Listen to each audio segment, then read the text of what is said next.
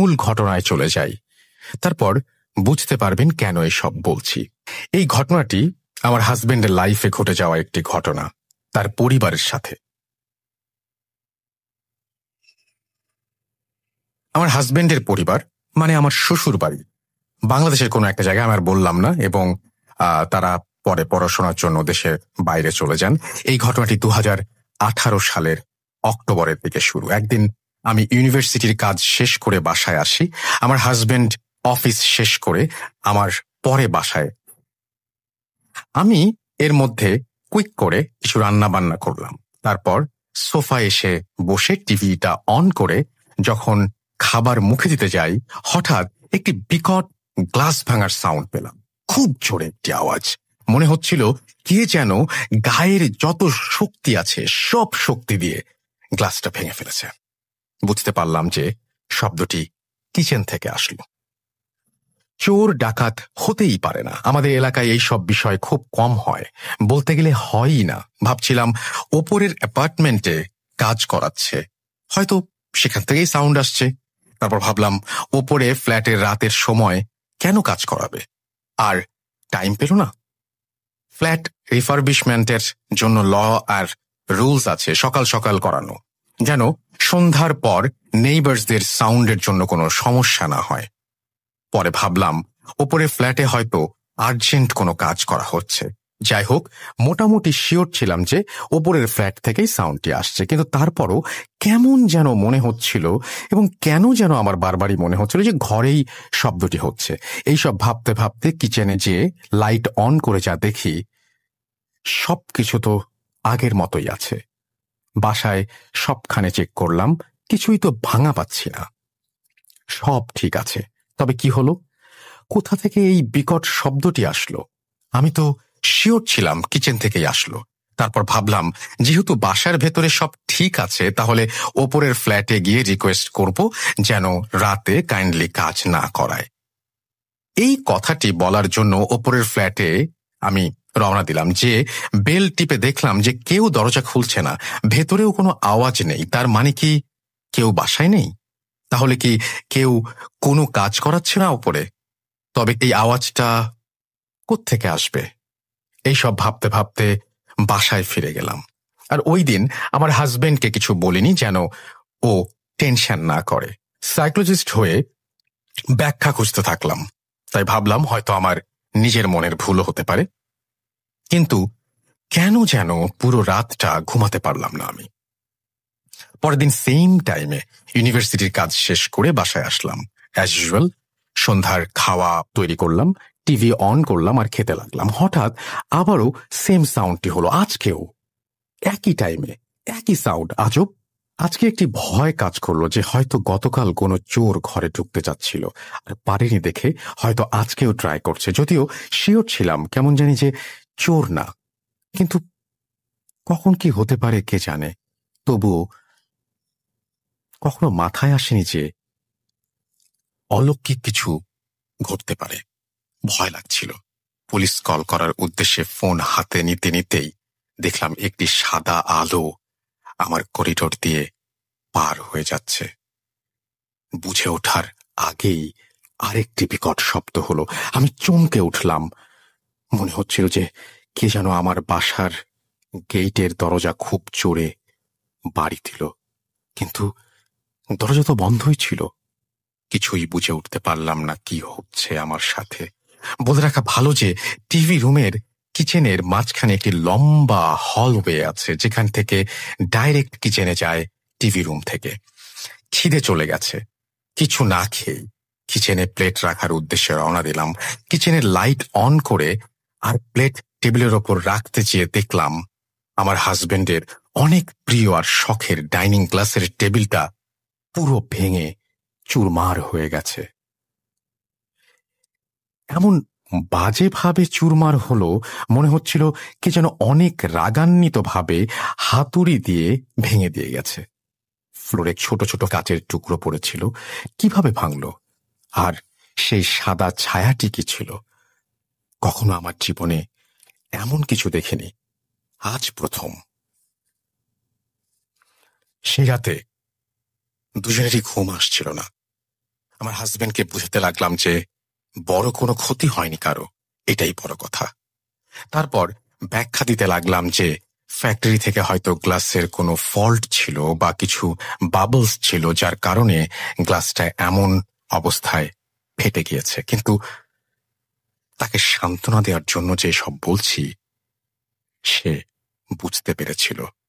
কেননা এই টেবিলটি গত 6 বছর ধরে আছে আমাদের বাসায়, কখনো কিছু হলো না, এখন কেন?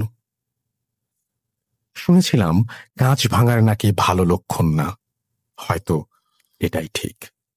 আরো কিছুদিন পর সন্ধ্যায় মাগরিবের আজানের সময় আমার হাজবেন্ড হঠাৎ বাসার দরজায় 3টি হাতের নখ শুনতে পায়। এই টাইমে কে আসতে পারে ভাবতে লাগলো। হয়তো পোস্টম্যান কোনো লেটার রেখে গিয়েছে বক্সে। দরজা খুলল, চেক করার জন্য বক্সটা খুলল, কিন্তু কিছুই ছিল না। আশেপাশে কাউকে দেখতেও পেল না, সব নিরিবিলি। এত নিরিবিলি কখনো দেখেনি আগে। যাই হোক, মনের ভুল ভেবে দরজা আটকিয়ে দিল। সেই একই রাতে আমার হাজবেন্ড একটি দুঃস্বপ্ন দেখল তার এক আপন চাচা খুব কাঁদছে একটি অন্ধকার ঘরে বসে। আশেপাশে কেউ নেই, কিছু নেই, শুধু একটি লাশ দাফন করার কাপড় দিয়ে মোড়ানো। আজব একটি স্বপ্ন ছিল। তার চাচা কেন দেখল? দাফন কাপড়ে মোড়ানো কে ছিল? ভাবল চাচু ঠিক আছে তো। এর পরদিন তার স্বপ্নে দেখা চাচুকে এসে কল দিল। উনি তো ঠিকই আছেন, কিন্তু এখানেই আমাদের বুঝতে ভুল হয়েছিল। 2018 নভেম্বরে আমার বার্থডে উপলক্ষে পার্টি দেই আমরা। ওই দিন আমার হাজবেন্ড কেমন যেন টেনশনের মতো ভাব করছিল, তার ভেতরে টেনশন কাজ করছিল। পার্টি শেষে তাকে জিজ্ঞেস করলাম কোনো কারণে আপসেট কিনা। সে বলল আজকে হঠাৎ কেমন জানি বাবার জন্য খুব খারাপ লাগছে। এত খারাপ লাগছে যে বলে বুঝাতে পারবো না। আগে কখনো এত খারাপ লাগেনি। আমি ভাবলাম অনেক বছর হয়েছে দেশে যায় না, হয়তো এই কারণেই হতে পারে। কিন্তু আসল বিষয়টা অন্যরকম ছিল। জীবনে শুনে এসেছি মা বাবারা সন্তানদের বিপদ টের পায়, কিন্তু আমার জীবনে নিজের চোখে না দেখলে কখনো বিশ্বাস করতাম না যে সন্তানরাও মা বাবার বিপদের কথা বুঝতে পারে। এর পরদিন বাংলাদেশ থেকে কল দিয়ে জানতে পারলো যে বাবা গ্রামের বাড়ি গেছে আর হঠাৎ খুব অসুস্থ হয়ে পড়েছে ওখানে। গ্রামে গেলে উনি নর্মালি একাই যেতেন। গ্রামে যাওয়ার কারণ ছিল কিছু গুরুত্বপূর্ণ কাজ বাকি ছিল ওনার, ওগুলো শেষ করে ঢাকা চলে যাবেন তাড়াতাড়ি। তার আগে উনি বাজারের দোকান থেকে এক কাপ চা খেয়ে নেন। বাবা গ্রামে গেলে সব সময় গ্রামের বাজারে এই দোকান থেকেই চা খেতেন। চা মজা হয় দেখে।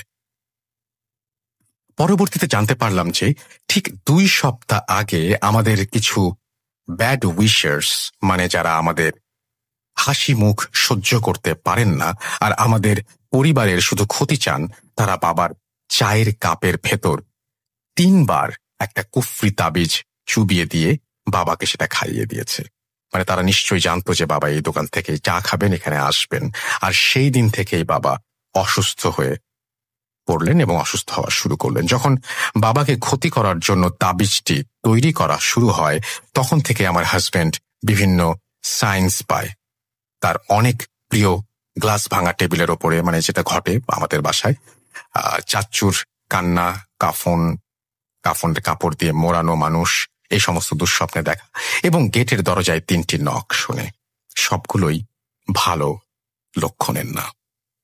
হয়তো এইসব সাইনের মাধ্যমে সতর্ক করে দেয়া হচ্ছিল যে কোনো বিপদ আসছে সামনে।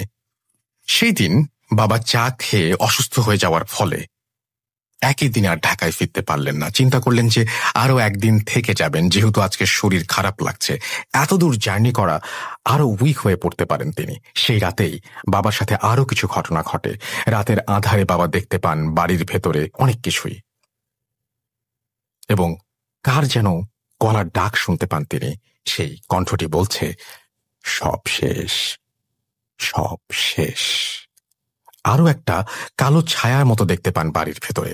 বাবা অনেক সাহসী ছিলেন, তাই তো গ্রামে একাই যেতেন, একাই থাকতে পারতেন। বাবা একবার ভেবেছিলেন যে অলৌকিক কিছু হতে পারে, এমন উনি লাইফে অনেকেই দেখেছেন। তাই এইসব বিষয়ে অত বেশি ভয় পেতেন না, শুধু আল্লাহর উপরে ভরসা করতেন এবং আল্লাহ যে যথেষ্ট এটাই তিনি বিশ্বাস করতেন। বেশি কিছু না ভেবে বাবা ঘুমিয়ে পড়লেন দোয়া কালাম পড়ে এবং 3 বার আয়াতুল কুরসি পড়ে। এর পর দিন একটু বেটার ফিল করা শুরু করলেন, তাই ঢাকার দিকে রওনা দিলেন তিনি। ঢাকায় যাওয়ার পরেই আমাদের জীবনে, আমার হাজবেন্ডের জীবনে অনেক বড় একটি বিপদ চলে আসে। বাবা দিনের পর দিন অনেক অসুস্থ হয়ে পড়েন। বাবা খুব অসুস্থ থেকে বাংলাদেশে আর্জেন্টলি যাওয়া হয়। এরপরেই কালো জাদুর ঘটনাগুলো একটার পর একটা শুরু। বাবা ঢাকা যাবার পর কিছুদিন পর আমাদের ননদকে রাস্তায় একটি মেয়ে হঠাৎ এসে বলেছে, তোদের উপরে অনেক খারাপ কিছু হবে, সাবধান। বলেই মেয়েটি ভ্যানিশ হয়ে গেল। আমার ননদ তাকে আর দেখতে পেল না। ভাবলো হয়তো পাগল হবে। আমি জানি না বিশ্বাস করবেন কিনা, বাবা মারা যাবার আগে রাতে অমাবস্যার রাত ছিল, আর সেই দিন স্পষ্ট আমরা দেখতে পাই একটি বিবস্ত্র চেহারার রূপে একটি মানুষ হঠাৎ ঘরে ঢুকে পড়ে। কেউ থামাতে পারল না। এত ধরতে আর থামাতে চেষ্টা করলো সবাই, কিন্তু কেউ পারল না। মানুষটি শরীরে এত শক্তি ছিল, মনে হচ্ছিল হাজার হাজার মানুষকে একসাথে হলে যেই শক্তি হবে তার শক্তি তেমন। কাউকে কোনো কথা না বলে যেই রুমটি খালি ছিল সেই রুমে ঢুকে পড়ে, দরজা লক করে দিল। তারপর কিছুক্ষণের মধ্যে আবার বের হয়ে গেল। সবাই আবারও জিজ্ঞেস করছিলাম, কোন অধিকারে এভাবে বাড়ির ভিতরে ঢুকে পড়লেন? এত মানা করার পরও কে আপনি? কেন এসেছেন? কাকে চান? যাওয়ার আগে শুধু একটি উত্তর দিল, সরি, রং ফ্ল্যাট। আজব।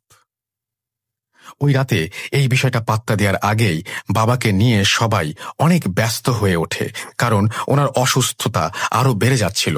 বারবার হার্ট অ্যাটাক হচ্ছিল, আবার বিট ফিরে আসছিল। একটা মানুষ এতবার হার্ট অ্যাটাক করার পরও বাঁচার কথা না, কিন্তু উনি ফিরে আসছিলেন।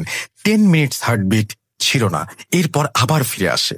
বলে রাখা ভালো, বাবার বডি রেগুলারলি চেক আপ করানো হতো।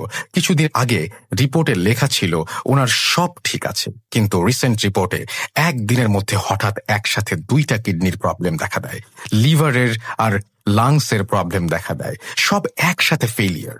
আমাদের এলাকার বড় ইমাম থাকে, তিনি বললেন যে ব্ল্যাক ম্যাজিকে এই সব হচ্ছে এবং ব্ল্যাক ম্যাজিকের মাধ্যমে সব করা হয় বদ জিন চালান দিয়ে। অমাবস্যার রাতের পর লাস্টে যা হয়, বাবাকে আইসিইউতে নেয়ার আগে নার্সরা বললেন ওনার মাথায় কে যেন খুব জোরে একটি বাড়ি দেয়, আর উনি মাথা ধরে থাকেন অনেকক্ষণ। তারপর সব কালো। সকালেই বাবা আমাদের মাঝে আর নেই। আমার হাজবেন্ডের দেখা দুঃস্বপ্নে কাফনের কাপড় মোড়ানো হয় তাকে, আর চাচু ছিলেন স্বপ্নের জাস্ট একটি হিন্ট, যা ওনার আত্মীয় অর্থাৎ আমার শ্বশুরের ভাই, তিনি স্বপ্নে এসেছিলেন। আর সেই কারণেই, যেহেতু ভাই ছিলেন স্বপ্নে, এরকম ভাবে কাঁদছিলেন। বাবা চলে যাবার পর বিছানা চাদর সব গুছাতে চেয়ে তোষকের ভেতর একটা মোড়ানো কাগজ পাওয়া যায়, কিছু লাল সুতো দিয়ে পরানো। কাগজটির ভেতরে উল্টো করে কিছু লেখা, কিছু নাম্বার, কাফনের কাপড় দেয়া আর কিছু মাটি পাওয়া যায়। এলাকার বড় ইমামকে এটা দেখানো হয়, আর উনি কনফার্ম করেন যে এটা অনেক বড় একটি কুফরি কালাম, যা বাবার ওপর প্রয়োগ করা হয়েছে। বুঝতে বাকি রইল না যে সেই রাতে যে বিভৎস চেহারার লোকটি ঘরে ঢুকেছিল এবং সে বলেছিল রং ফ্ল্যাট, সেই লোকটি দিয়ে গিয়েছিল এটি।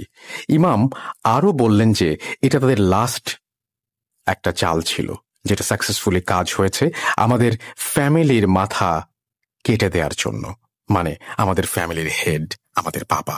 এই সব জানার পর আমার হাজবেন্ড ফ্ল্যাটের সিসিটিভি ফুটেজ চেক করে দেখতে লাগলেন, দেখার জন্য যে কে সেই লোকটি যে রাতে এসেছিল এবং ঢুকেছিল আমাদের ঘরে। যেই টাইমে ওই লোকটি ঢুকেছিল সেই টাইমে সিসিটিভিতে কিছু দেখতে পাওয়া যায়নি, কিন্তু যে টাইমে মানুষটি বের হয়ে চলে গেছে সেই টাইমে একটা কালো বেড়ালকে দেখা গেল যে হঠাৎ করে ভ্যানিশ হয়ে গেল, এবং সেই বেড়ালটির আর কোনো ফুটেজ সেই সিসিটিভি ক্যামেরার মেমোরিতে ছিল না। আরো কিছু হিডেন কুফরি ডিটেলস আছে কিনা সেটা ডিস্ট্রয় করার জন্য আমরা চেষ্টা করতে লাগলাম। বিভিন্ন জায়গা থেকে 3টি বড় হুজুরের সাথে কথা বলা হয় এবং 3জনই একই কথা বললেন যে গ্রামে 3টি তাবিজ পুঁতে রাখা হয়েছিল বাবাকে মারার জন্য, এবং প্রথমটা দেয়া হয় বাড়ির গেটের পাশে, বাকি 2টি দেয়া হয় রাস্তার মোড়ে।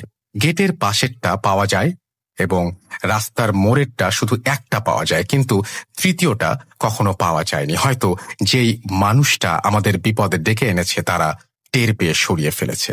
আরো অনেক প্রমাণ পাওয়া যায় যে এই মানুষগুলো অনেক আগে থেকেই প্ল্যান করেছিল বাবাকে মারার জন্য।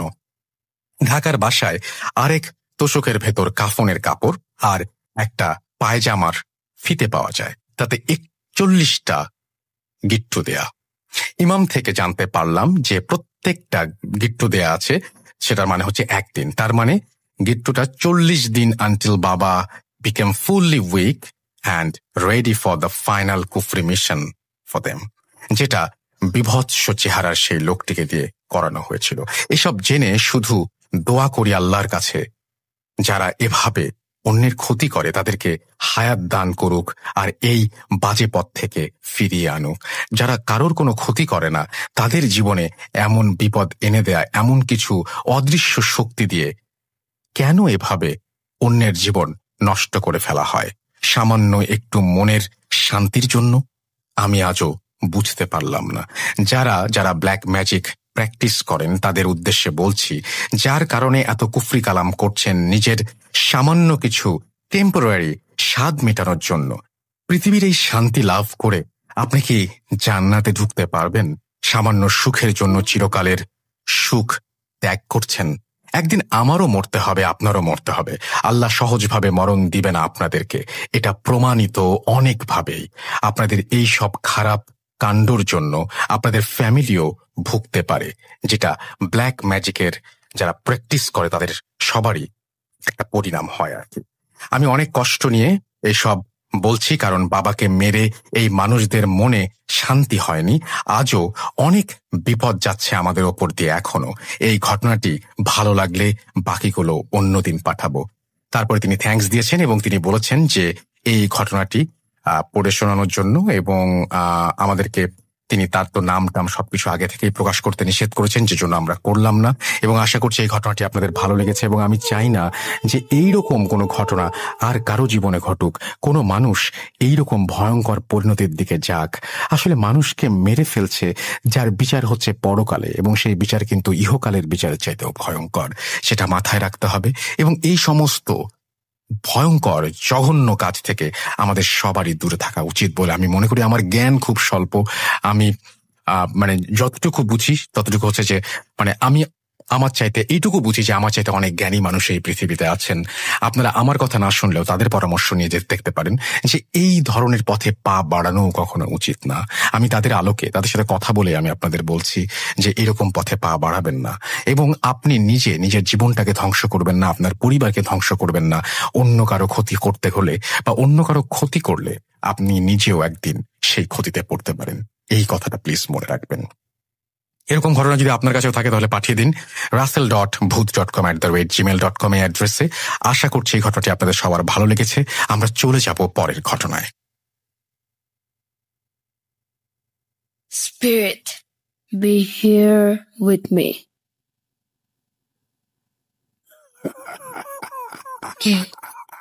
কে তুমি? Booth.com. The fear returns with Russell.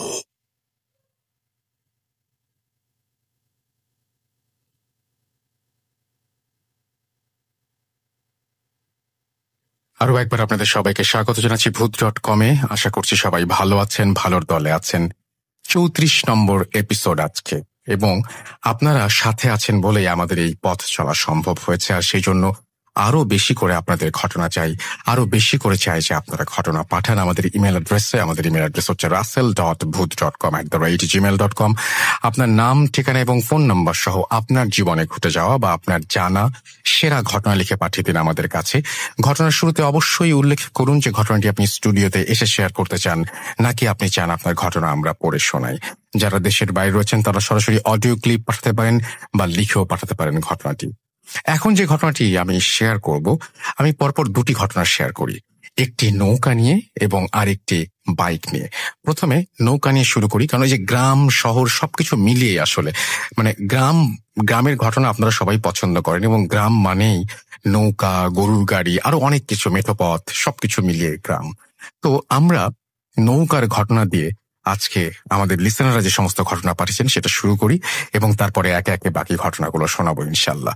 প্রথমে চলে যাচ্ছে একটা নৌকার ঘটনায়। ইন দ্য মেইন টাইম আপনারা আমাদের ফেসবুক পেজটা ভিজিট করতে ভুলবেন না, www.facebook.com/russell.স্বাধীন। আমাদের যে ইউটিউব চ্যানেল আছে সেখানে আমরা কিছুদিন আগেও একটা হন্টেড হাউস ভিজিট করেছি, এবং আপনারা সেটা দেখেছেন হয়তো, অনেকেই অনেক প্রশংসা করেছেন। থ্যাংক ইউ ভেরি মাচ আমাদেরকে এভাবে উৎসাহ দেওয়ার জন্য। সেইটাও আপনারা ভিজিট করবেন আমাদের ইউটিউব চ্যানেলটি, এবং সেখানে আপনারা অডিও এবং ভিডিও সবকিছু একসাথে দেখতে পারবেন। আশা করছি যে আপনারা অনেক বেশি এনজয় করবেন সেখানে গেলে। এখন যেটা করব, সরাসরি চলে যাব আমরা আমাদের পরবর্তী ঘটনায়, নৌকা নিয়ে একটি কাহিনী। চলুন শুনে আসি। স্বাগত জানাচ্ছি ভূত.কমের প্রত্যেক শ্রোতাদেরকে। স্বাগত জানাচ্ছি সেই সমস্ত মানুষকে যারা ভূত.কমের প্রতিটি ঘটনা শুনবার জন্য অধীর আগ্রহে অপেক্ষা করছেন। আজ সেই রকমই মুড বদলে দেবার মতো একটি ঘটনা নিয়ে চলে এসেছি আমি, শামীম, আপনাদের মাঝে। আজ থেকে প্রায় 40 বছর আগের কথা। ঘটনাটি খুলনা এলাকার কোনো এক গ্রামের। যাদের সাথে ঘটনাটি ঘটেছিল তাদের ছেলে ঠিক যেভাবে বলেছেন আমাকে, আমি তার মতো করে আপনার সামনে বলবার চেষ্টা করছি। আমার বাবা পোস্ট অফিসে চাকরি করতেন, আমার মা গৃহিণী ছিলেন। আমাদের গ্রাম থেকে বাবার অফিস 20-22 কিলোমিটার দূরে। যাতায়াতের একমাত্র রাস্তা নদীপথ। বাবার ওখানে নতুন পোস্টিং হয়েছিল। কয়েকদিন অফিস করবার পরপরই বাবা গ্রামের বাড়িতে এসে একদিন করে থেকে যেতেন। বাবার মুখে বেশ কয়েকবার শুনেছিলাম তার ওই নতুন কর্মস্থলটা নাকি খুবই সুন্দর পরিবেশ। আমার আর মায়ের মাঝে মাঝে ইচ্ছে জাগতো যে একটু ওই বাবার নতুন অফিসটা থেকে কিছুদিন ঘুরে আসি, দেখে আসি পরিবেশটা কেমন। বাবার কাছে ইচ্ছের কথা জানাতেই তিনি বললেন, ঠিক আছে, আগামী সপ্তাহে তোমাদেরকে নিয়ে যাব। যথারীতি আগামী সপ্তাহে বাবা ফিরে এলেন এবং একদিন থেকে তারপর দিন আমাদেরকে নিয়ে তার নতুন কর্মস্থলের দিকে রওনা দিবেন। কথাবার্তা সব ফাইনাল।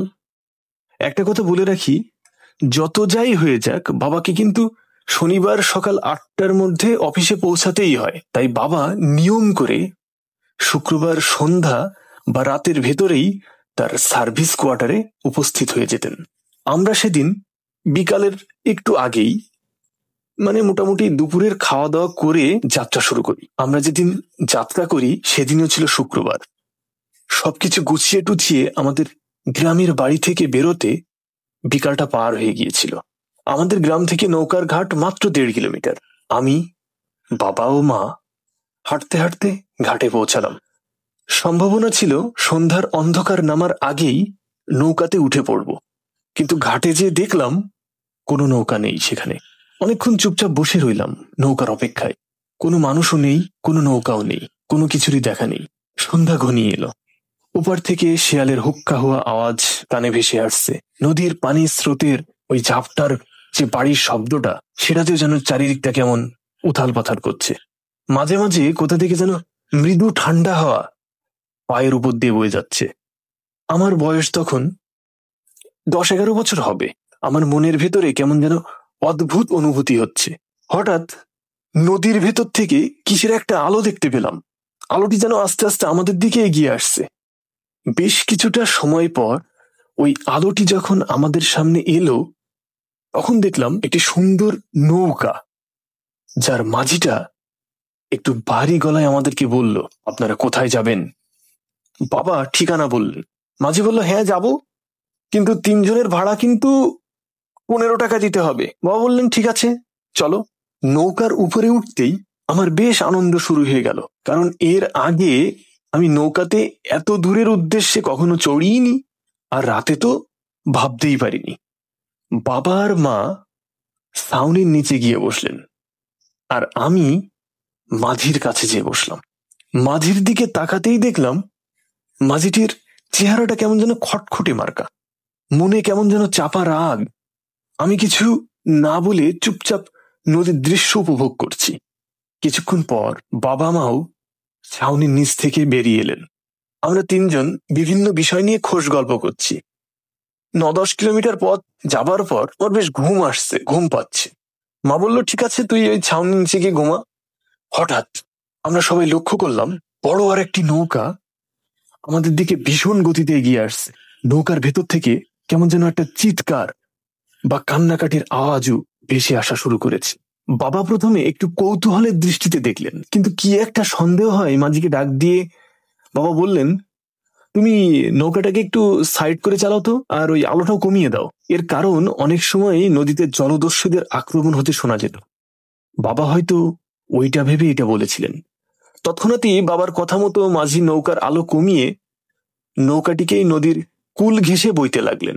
কিছুক্ষণ পর দেখলাম আমাদের পাশ কাটিয়ে ওই নৌকাটি পার হচ্ছে। ভালো করে লক্ষ্য করে দেখলাম ওই নৌকাতে নতুন বর বউ এবং সুন্দর পোশাক পরা অনেক মানুষজন। বুঝতে পারলাম এটা কোনো বিয়ের অনুষ্ঠান থেকে আসা যাত্রীগণ হতে পারে। তাই আর ভয় না পেয়ে আমরাও সমান গতিতে চলতে থাকলাম। বেশ কিছুটা পথ যেতেই হঠাৎ করে বরযাত্রীবাহী ওই নৌকাটি কাত হয়ে ডুবে যেতে লাগলো। কয়েক সেকেন্ডে সব শেষ। ওই নৌকাটি সম্পূর্ণ নদীগর্ভে তলিয়ে গেল। সাথে সাথে আমার বাবা এবং আমাদের নৌকার মাঝি নদীতে লাফিয়ে পড়লেন। অনেকক্ষণ খোঁজাখুঁজি করেও বাবা ওই সমস্ত যাত্রীর কাউকে কোথাও দেখতে পেলেন না। আমি এবং আমার মা জড়সড় হয়ে বেশ ভয় পাচ্ছি। হঠাৎ করে বাবা দেখলেন আমাদের নৌকার ওই মাঝিটাকে আর কোথাও পাওয়া যাচ্ছে না। বাবা চিৎকার করে ওই লোকটিকে মাঝি মাঝি করে ডাকতে থাকলেন, কিন্তু তার কোনো হদিশই মিলল না। অনেক কষ্টে বাবা নৌকাতে উঠিয়ে এলেন। আমরা দেখলাম এখানে যে কিছুক্ষণ আগে এত বড় একটা দুর্ঘটনা ঘটলো তার কোনো চিহ্নই নেই, এমনকি কারোর কোনো টু শব্দটিও পাওয়া যাচ্ছে না। আমরা প্রচন্ড ভয় পেলাম। আমার বাবা নৌকার বৈঠা বাইতে পারতেন না, তবুও বৈঠাটি হাতে নিয়ে অনেক চেষ্টার পর নৌকাটি তীরে ভিড়ালেন। ওই রাতে আমরা কোনো এক গ্রামে এসে পৌঁছালাম। গ্রামের কিছু লোক আমাদেরকে দেখতে পেয়ে কাছে এগিয়ে এলেন। তারা জানতে চাইলেন আমরা এখানে কেন, আমরা এখানে কি করছি, আমরা কোথাও যাব কিনা। বাবা ওনাদেরকে সবকিছু খুলে বললেন যে এই ঘটনা। ওদের ভেতর একজন বললেন যে আজ থেকে প্রায় 1 বছর আগে ওইখানে এক বরযাত্রীবাহী নৌকা নাকি ডুবে গেছিল। সেই নৌকার সব যাত্রী নাকি মারা গেছিল, শুধু মাঝি বেঁচে ছিল। ওই মাঝি আবার ওই মৃতদের গা থেকে গহনা টহনা ইত্যাদি চুরি করে বাড়ি চলে আসছিলেন। হঠাৎ পথের মাঝেই কোনো এক কায়দায় সেও নাকি মারা যায়। কে কিভাবে যে মাঝিকে মেরে রেখে গেছিল তা কেউ বুঝতে পারিনি। ওই মাঝির বাড়িটাও নাকি ওই গ্রামেই ছিল। ওই সমস্ত কথা শুনে আমরা প্রচন্ড ভয় পেলাম, আর রাতে নৌকায় যাতায়াত করবার শখ চিরকালের মতো হারিয়ে গেল। আজও সেই দিনের কথা আমার চোখে ভাসে। সেই আর্তনাদ, হাহাকার আমার কানে মৃদু সুরে বাজতে থাকে। বাবা আর বেঁচে নেই, কিন্তু সেই করুণতা, নিঃসঙ্গতা, অসহায় মুহূর্তটা আজও আমার মাঝে দাগ কেটে রেখে যায়। আজও মাঝে মাঝে ঘুম ভাঙিয়ে দিয়ে যায়। ঘটনাটি ঘটেছিল খুলনার কোনো এক গ্রামে, আর নদীর নাম ছিল পশুর নদী। আজও হয়তো ওরকম রাতে দেখা মিলতে পারে কোনো একটি বরযাত্রীবাহী নৌকা। আমরা তাদের আত্মার শান্তি কামনা করি। পরবর্তী দিন আরো এক নতুন ঘটনা নিয়ে আপনাদের সামনে হাজির হব আমি, শামীম। ততক্ষণ শুনতে থাকুন ভূত.com। Spirit, be here with me.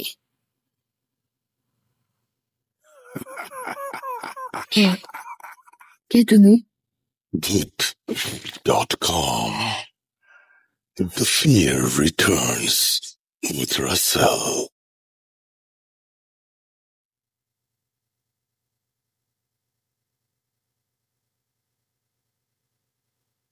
এবারের কাহিনীটি একটি বাইক নিয়ে। দুটোই কিন্তু আমাদের যানবাহন, রাইট? নৌকা যেমন, ঠিক তেমনি একই সাথে আমাদের যাতায়াতের মাধ্যম আর কি। তো আমরা একটু আগে যে নৌকার ঘটনাটি শুনলাম সেটি নিশ্চয়ই আপনাদের অনেক বেশি ভালো লেগেছে, আশা করছি ভালো লেগেছে। দেখুন এবার বাইকের ঘটনাটি কেমন লাগে। আমাদের কাছে আরো অনেক বেশি ঘটনা আছে এবং আমরা যদি সময় পাই তাহলে এই এপিসোডের শেষে হয়তো আফনান ভাই একজনকে ইন্টারভিউ করেছিলেন, সেই ঘটনাটি হয়তো আমি দিয়ে দিতে পারি। তো যাই হোক, আমাদের সঙ্গে থাকুন এবং আশা করছি প্রতিটা মুহূর্ত আমাদের সাথে ভূত.com এর সাথে আপনারা অনেক বেশি এনজয় করবেন। চলুন চলে যায় আমাদের পরবর্তী ঘটনায়। লিখতে ভুলবেন না আমাদেরকে www.facebook.com/russell.shadhin এই অ্যাড্রেসে, এবং আমাদেরকে ইমেল করতে ভুলবেন না russell.booth.com@gmail.com এই অ্যাড্রেসে। আমরা চলে যাব আমাদের পরবর্তী ঘটনায়। আশা করছি ভূত.com এর সাথে আজকের পুরো সময়টা ভয়ঙ্কর আনন্দে কাটবে। চলুন শুনে আসি পরবর্তী ঘটনা। আসসালামু আলাইকুম রাসেল ভাই, আশা করি আপনি এবং আপনার সকল লিসেনার অনেক অনেক ভালো আছেন, এবং আমি সব সময় ব্যক্তিগতভাবে সেই দোয়াই করি।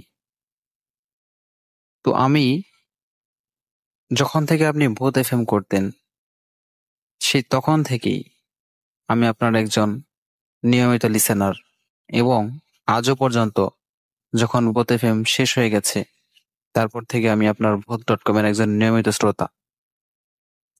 তো আমি কখনো কোনো ঘটনা আপনাকে পাঠাইনি, এটি হচ্ছে আমার প্রথম ঘটনা। আমি কোনো ঘটনা পাঠাইনি কারণ এই যে আমি এই ভূত-প্রেত কিংবা অস্বাভাবিক কোনো ঘটনা একদমই বিশ্বাস করতাম না। কিন্তু মাত্র কয়েকদিন আগে, এই সপ্তাহখানেক আগে, আমার সাথে ঘটে গেল এই অমীমাংসিত একটি ঘটনা। তাই আমি মনে করলাম যে রাসেল ভাইয়ের সাথে এই ঘটনাটি শেয়ার করা উচিত। তাই আমি আপনাকে ঘটনাটি পাঠালাম, এবং আপনার যদি ভালো লাগে তাহলে অবশ্যই সবার সাথে শেয়ার করবেন এবং ভুল ত্রুটি ক্ষমা করবেন। তো চলে যাচ্ছি মূল ঘটনায়। ঘটনাটি ঘটেছিল মাত্র 7 দিন আগে। বলে রাখা ভালো, আমি কিছুদিন আগেই একটি নতুন বাইক কিনি, এবং বাইকটি প্রথম সার্ভিসিং করানোর জন্য আমি আমার জেলা শহরে চলে যাই, এবং যেখানে ঘটনাটি ঘটেছে সেখানে একটি ব্রিজ রয়েছে।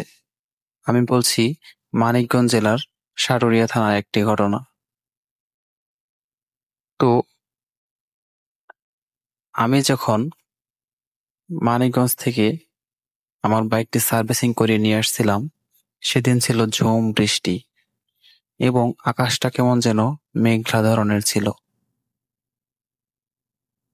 এমন ঝুম আবহাওয়া আমি খুব কমই দেখতে পেয়েছি।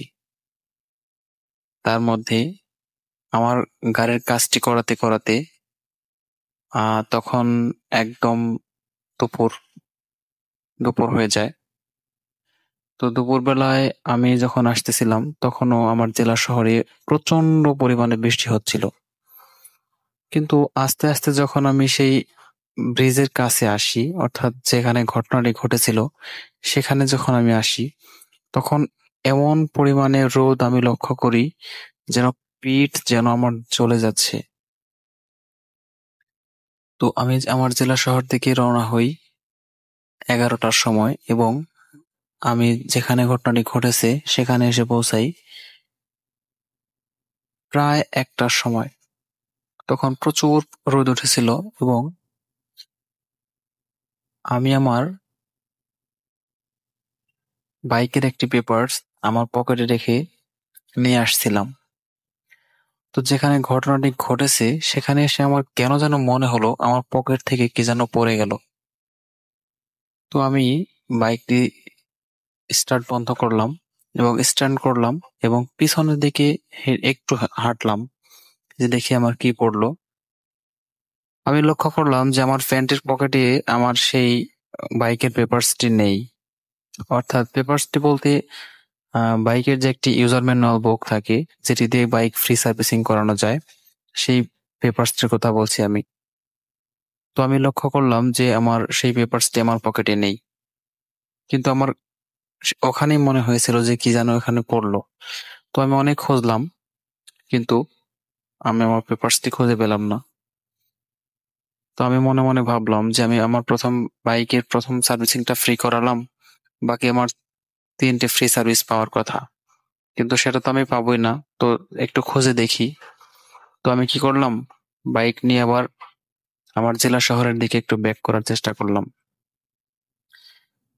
অনেক দূর পর্যন্ত গেলাম, কিন্তু না, আমি আমার সেই বইটিকে কোথাও খুঁজে পেলাম না। তো আমি আবার বাসার দিকে ফিরে আসলাম, এবং যেখানে মনে হয়েছিল যেখানে কিছু একটা পড়েছে, সেখানে আমি আরেকবার খুঁজে আসলাম, কিন্তু সেখানে আমার বইটি পেলাম না।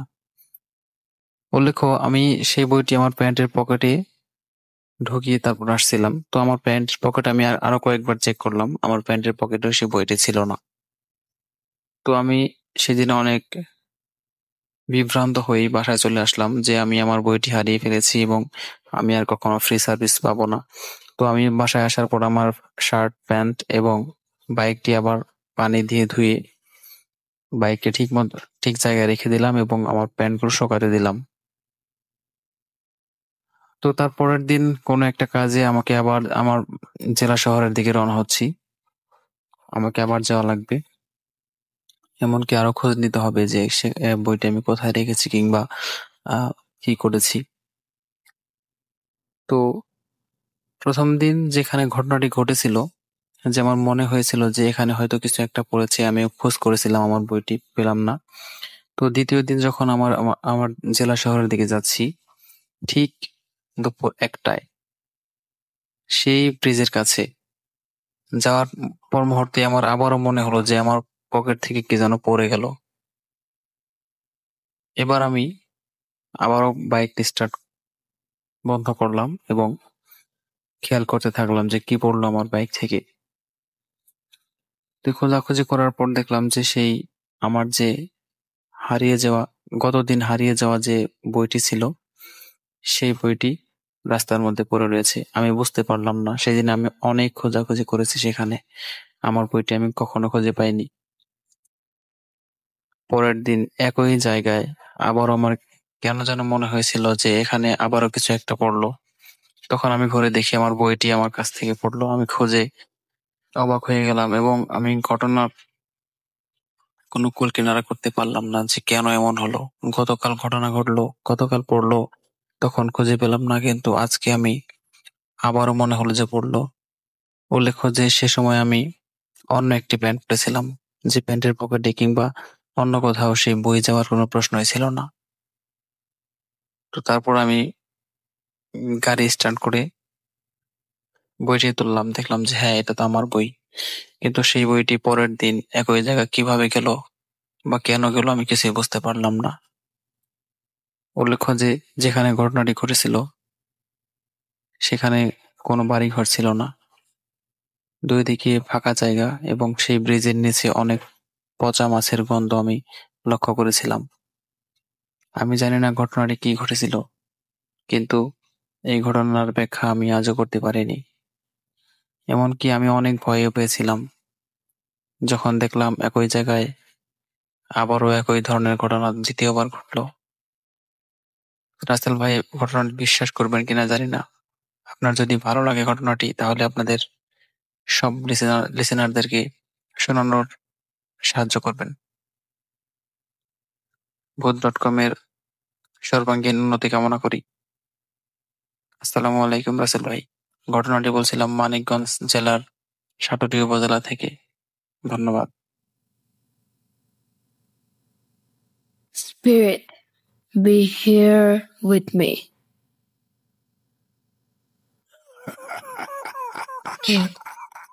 কে তুমি? Boot.com. The fear returns with Russell.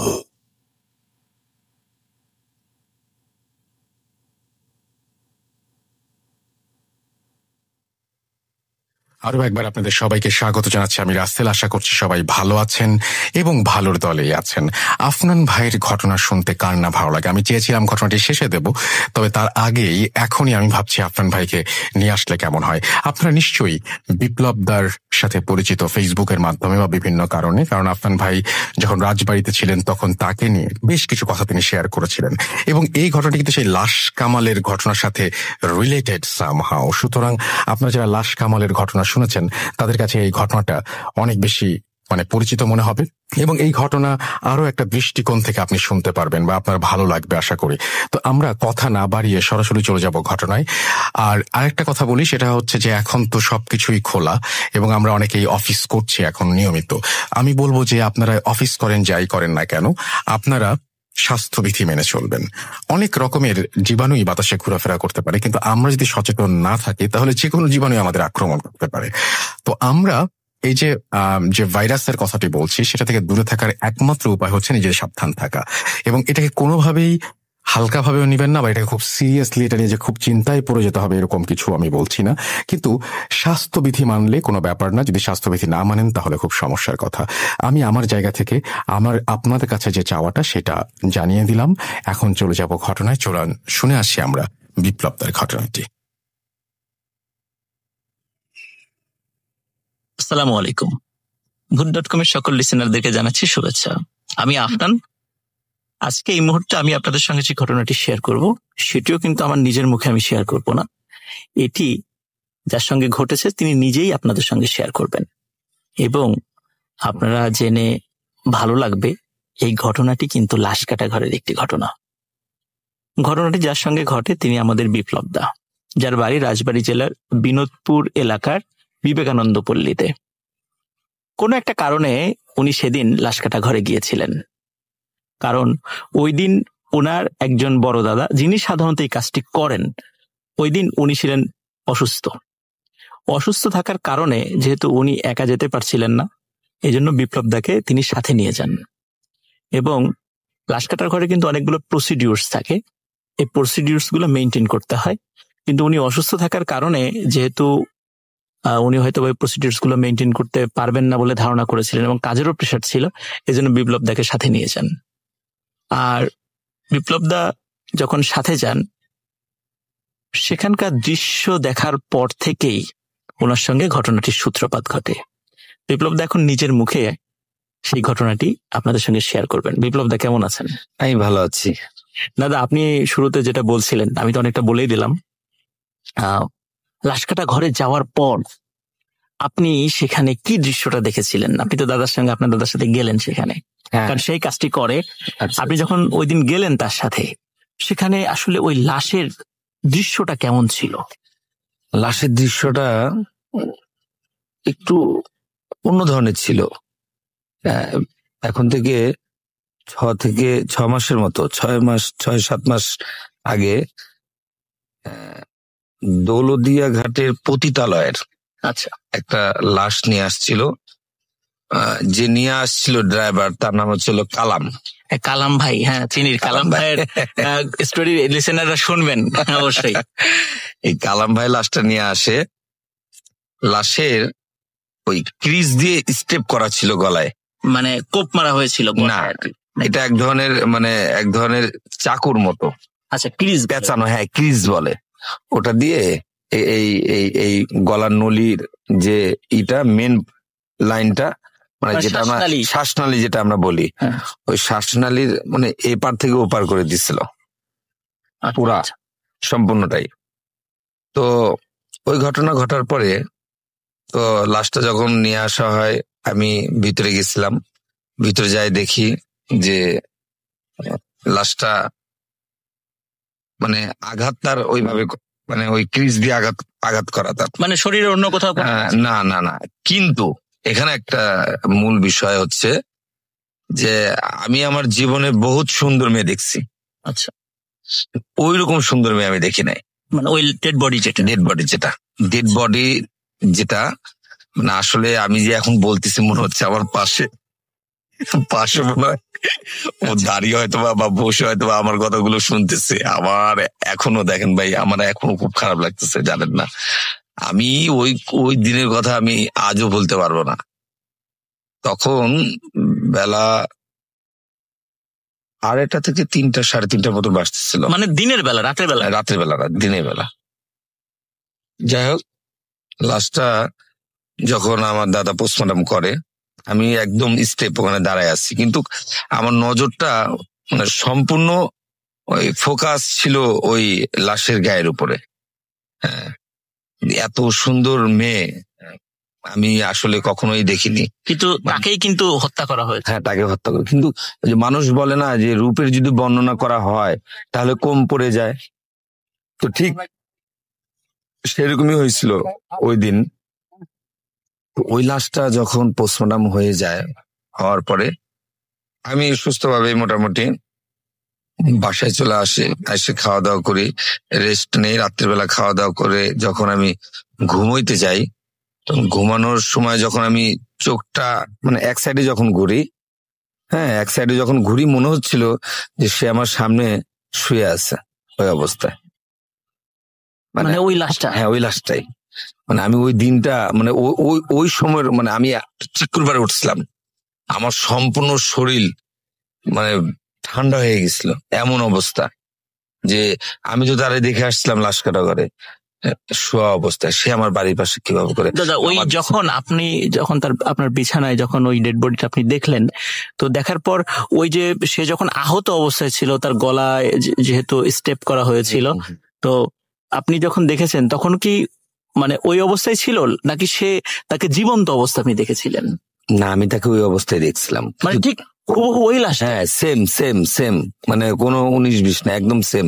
ওইরকমই স্টেপ, ওইরকমই সুন্দর, হ্যাঁ, চোখটা হালকা হালকা খোলা, অনেক সুন্দর, ওইরকম দেখছিলাম। দেখার পরে অমনটাই, হ্যাঁ অমনটাই। কিন্তু এখানে একটা ব্যাপার আছে, মানে লাশটা তো সোজা শুয়েছিল, আমি যখন ঘুরছিলাম তখন সে কিন্তু আমার দিকে ঘুরছিল, ঘুরে। আচ্ছা, মানে আপনি যখন এক পাশে ঘুরে গেলেন, হ্যাঁ মানে লাশটাও, হ্যাঁ আমরা যে সোজা হয়ে ঘুমাই, যেরকম আমরা সোজা হয়ে ঘুমাচ্ছি, মানুষের ইচ্ছা হলে যে না সোজা হয়ে ঘুমাচ্ছি, আরেকদিকে কাইত হই। ওই যখন আমি আরেকদিকে কাইত হই, দেখি যে লাশটা আমার সামনে সেম ভাবে শুয়ে আছে। কিন্তু মানে আমি যখন দেখি তাকে ভালো করে, তখন দেখার পরে ও আমার দিকে এভাবে করে মুখ ঘুরায়, মানে লাশ যেরকম বডিটা শোয়া রাখে, ওই আরেক দিকে সে মুখ ঘুরায় আমার দিকে তাকায় রয়েছে। আমি তো ওটা দেখে আমি আমার মানে পৃথিবীর সবকিছু ভুলে গেছিলাম। আসলে এটা একবারে মানে একটা লাইফের কঠিন একটা ব্যাপার আমার দ্বারা, মানে আমি ওই জিনিস আজও বলতে পারি না। এখনো কি সেটা আপনি মাঝে মাঝে ফিল করেন, বা একা যখন থাকেন, বা যদি রাত্রে কোথাও যান, বা কখনো স্বপ্নের মধ্যে, জিনিসটা কি এখনো আপনার ফিল করেন? এখন আবার মাঝে মধ্যে ফিল হয়, কিন্তু আসলে ফিল হলেও ওই যে মানে আসলে সাহস তো করতে হবে, মনের তো একটা বল থাকতে হবে। আমি যদি ভয় পেয়ে যাই তাহলে তো আমার যে কোনো একটা ক্ষতি হইতে পারে। এখানে মনে করি না ওটা কিছু না, ওটা কোনো ব্যাপার না, ওটা কিছু না। হ্যাঁ, কিন্তু তারপরেও ভয় তো আসলে অন্তর থেকে, মন থেকে তো ছাড়ে না, হ্যাঁ, এটা ধরেই রাখে। দাদা, একটা বিষয়, সেটা হচ্ছে এমনও তো হতে পারে যে আপনি যখন ওই ডেড বডিটা দেখেছিলেন, আপনি চিন্তা করেছিলেন যে এত সুন্দর একটা মানুষকে কিভাবে হত্যা করা হলো। এরকম যখন চিন্তা থেকে, এমনও তো হতে পারে সেটা আপনার মাথার মধ্যে সেটা বসে গিয়েছিল, সেটা হ্যালুসিনেশন হতে পারে। কিন্তু আপনি যখন ঘুমের সময় সেটা বাস্তবেই দেখছিলেন, এবং আপনি যখন একপাশে কাত হচ্ছিলেন, ডেড বডিটাও আপনার দিকে কাত হয়ে যাচ্ছিল। এটা তো আসলে হ্যালুসিনেশন বা চোখের শুধু দৃষ্টিভ্রম হওয়ার কথা না।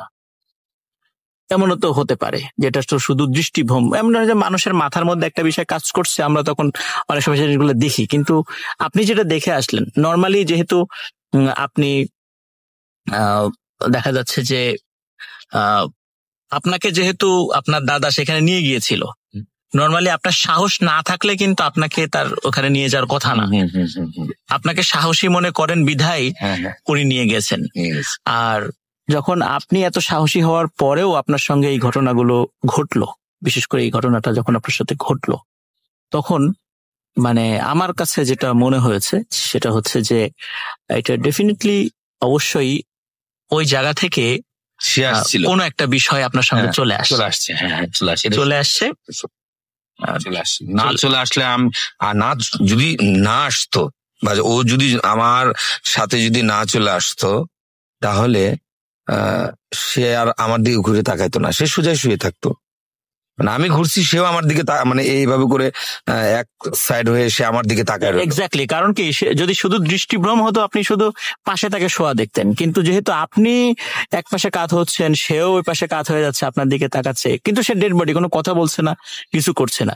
তার মানে এটা শুধু দৃষ্টিভ্রম আমার মনে হচ্ছে না, এটা সত্যি সত্যি আপনার সঙ্গে একটা প্যারানরমাল একটা ঘটনা আপনার সঙ্গে ঘটেছে। এখানে আর একটা ব্যাপার আছে, যে ব্যাপারটা হচ্ছে মাঝে মধ্যে আমি ওটা দেখতে যাই, আমার ভাইয়ের সাথে আমি মাঝে মধ্যে লাশ কাটাগারে যাই দেখতে, কিন্তু লাশ কাটা ঘর থেকে যখন আমি আসি, আমার একটা অভ্যাস যে আমি যখনই গোসল করি, আমার ওয়াইফ যদি গামছা নিয়ে যদি দাঁড়ায় থাকে বা একটু কথা বলি গোসল করি, এই জিনিসটা আমার খুব ভালো লাগে। যে একজন আমার সামনে দাঁড়ায় রইলে আমি গোসল করতেছি, কথা বলতেছি, গল্প করছি, এই গল্প ওই গল্প করতেছি। কিন্তু আমি এটা একবার না, আমি এটা বহুবার ট্রাই করছি। আমি যখনই মাঝে মধ্যে যাই লাশ কাটা ঘরে, দাদা আমাকে যখনই নিয়ে যায়, আমি একটা জিনিস ফলো করি। আমি যখন ওইখান থেকে আসি, যখন আমি গোসল টোসল করি, হ্যাঁ, বা ওই যে মানুষের একটা ভয় থাকে, একটু আগুনের ছ্যাক দেয় হাতে, একটু গায়ে থুতু দিয়ে দেয়, আমি কিন্তু এগুলো দেই না, ডাইরেক্ট ঘরে চলে আসি। আসে যখন গোসলটা দেই, তখন আমার ওয়াইফ বলে যে তুমি লাশ কাটা ঘর থেকে আসছো, দেখো এই যে আমার মাথা ব্যথা করতেছে, এই যে দেখো আমার 2 হাত ব্যথা করতেছে, তোমার সাথে কেউ না কেউ আসে। আসলে অপমৃত্যু গুলো তো একটা অন্য রূপ ধারণ করে। প্রত্যেকটা মানুষেরই কিন্তু জন্ম মৃত্যু, এটা তো সৃষ্টিকর্তা আল্লাহ পাক তার একটা দান না। আমাদের জন্ম যখন দিচ্ছে, মৃত্যুর একটা সময়সূচি দিয়ে দিচ্ছে, সেই সময় সেই সূচিতেই আমরা মরবো। কিন্তু এর আগে মানুষ আত্মহত্যা করে নেয় বা গলায় ফাঁসি নেয়, বিষ খায়, এই যে যন্ত্রণা, এই যে মারা যায়, এটা তো সে জীবনে কোনোদিন বেহুশ হয়ে যাইতে পারবে না। কারণ আছে, কেন যাইতে পারবে না? যে সে তো আল্লাহর কোনো আল্লাহর কোনো কথাই সে এই পৃথিবীতে থেকে রাখলো না বা মানলো না। কেননা যে তার একটা জন্ম দেওয়া হয়েছে, তার অমুক টাইমে অমুক ডেটে তার মৃত্যু ছিল, এর আগে সে হয়তোবা কোনো কারণবশত সে গলায় হয়তোবা ফাঁস নিচ্ছে, এটা তো অপমৃত্যু হয়ে গেল। আসলে অপমৃত্যু গুলো প্রচন্ড ভয়ানক হয়, ভয়ানক হইতে ভয়ানক। লিসেনারদেরকে একটা বিষয় বলে রাখি, সেটা হচ্ছে যে দাদাকে ওনার দাদা নিয়ে যান, কারণ ওনার দাদা আসলে শিক্ষিত নন। কারণ পোস্টমর্টেম করার পরে কিছু কিছু পেপারসে কিছু তথ্য, কিছু সূত্র নাম্বার লিখে দিতে হয়। তো যেহেতু উনি এডুকেটেড নন, তো মাঝে মাঝে দাদা যদি ফ্রি থাকে, মানে বিপ্লবদা যদি ফ্রি থাকে, তখন ওই কাগজগুলোর কিছু প্রসিডিউরস মেনটেন করার জন্য, যাতে করে কিছু জিনিস, কিছু সূত্র নাম্বার ফেলে দিতে হয়, যার কারণে তাকে মাঝে মাঝে রিকোয়েস্ট করে নিয়ে যান। আর ওই সুবাদে সেখানে মাঝে মাঝে তার যাওয়া হয়, এবং সেইখান থেকেই আসলে আমরা দাদার ঘটনাটা আমরা পেলাম। দাদা, আর একটা বিষয়, সেটা হচ্ছে যে এই যে যারা সাধারণত লাশগুলো কাটেন বা যারা এই প্রফেশনটাতে থাকেন, সাধারণত আমরা দেখি সারা বাংলাদেশে বিভিন্ন মর্গ যেগুলো আছে, সেখানে কিছু মানে এই লাশ কাটার কাজগুলো হয়। আচ্ছা, যারা সাধারণত এই কাজটা করেন, আমরা কিন্তু সামাজিকভাবে তাদেরকে একটু ডিফারেন্ট চোখে দেখি। এই বিষয়ে দাদা আপনার কোনো মন্তব্য আছে কিনা, যদি লিসেনারদেরকে বলতে? আচ্ছা, মন্তব্য বলতে আসলে আমিও মানুষ, আর যে মারা যায় আসে, মানে যার মৃত্যু হয়ে গেছে, বা যার নামে সুরথাল করা হয়েছে, যার নামে মামলা করা হয়েছে, সেও কিন্তু মৃত্যু অবস্থায় লাশ কাটা ঘরে আসে। তাহলে এক মানুষ হয়ে আরেক মানুষের গায়ে ছুরি চালানো, তার বুক ফিরে দেয়, হার্ট, লিভার, কিডনি, মাথা ফাটায়, সবকিছুই দেখতে হয়। যাই হোক, ডাক্তার যেখানে যেখানে যা উপদেশ দেয় সেগুলোই আমার এই বড় ভাই করেন। কিন্তু দেখেন একটা জিনিস লক্ষ্য করে, যে এই জিনিসটা, মানে এই পোস্টমর্টমটা আসলে ড্রিঙ্ক ছাড়া কেউ করতে পারবে না।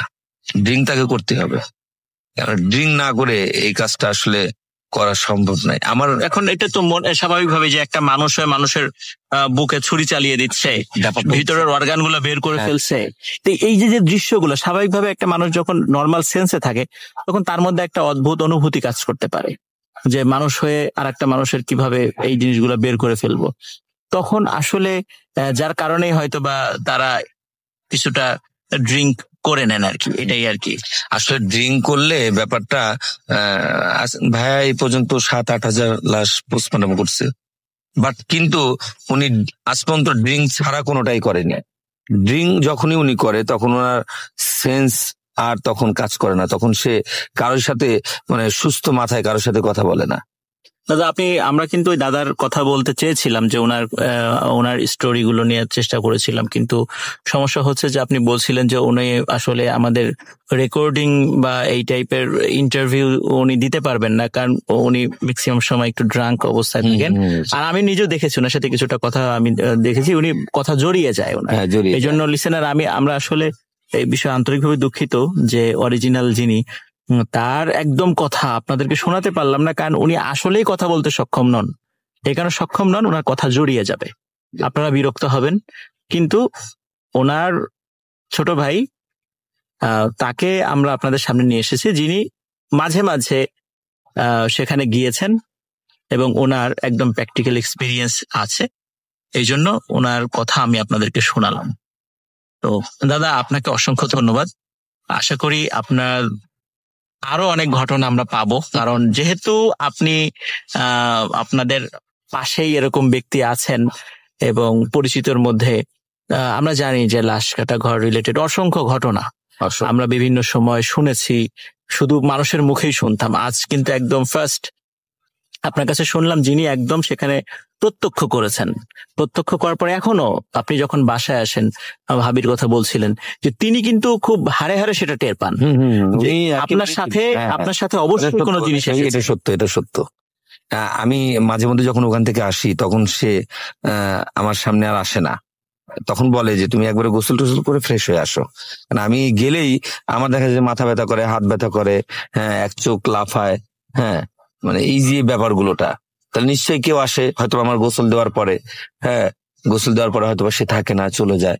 আর আমি গোসল, মানে আসলে মানুষের প্রত্যেকটা মানুষের উচিত, হিন্দু হোক, বৌদ্ধ হোক, খ্রিস্টান হোক আর মুসলিম হোক, যে ধর্মেরই হোক না কেন, মানে আমাদের ধর্মের কথা বলি, মানুষ যখন গোসল যখন করে বা হিন্দু শাস্ত্রের মধ্যে স্নান বলে, কেউ ছান বলে, কেউ আপনাদের ধর্মে মুসলিম ধর্মে হয়তো বা গোসল বলে। তো যাই হোক, যেটাই হোক, একটাই তো বিষয়, জি, আমরা যখন স্নান করি বা গোসল যেটাই বলি না কেন, তখন কিন্তু আমরা সৃষ্টিকর্তার যে কোনো একটা নাম ধরে ডেকেই কিন্তু গায়ের উপরে জলটা ঢালি। এতে কি হয় জানেন? এতে দেহ পবিত্র হয়, মন পবিত্র হয়ে যায়, ফ্রেশ লাগে নিজের কাছে। হয়তোবা কোনো কিছু থাকলে হয়তোবা সে চলে যাওয়ার চেষ্টা করে।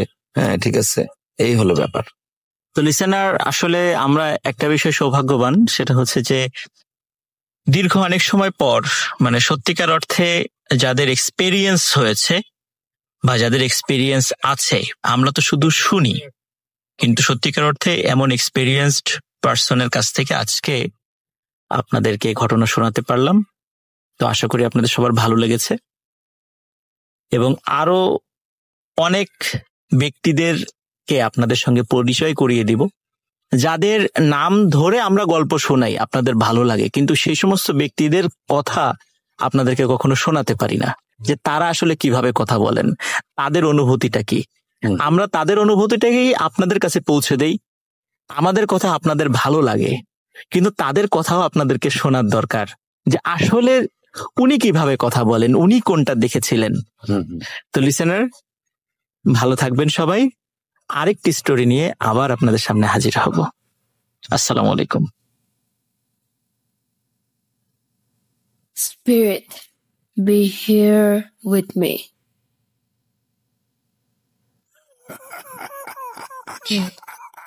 কে তুমি? Bhoot.com. The fear returns with Russell.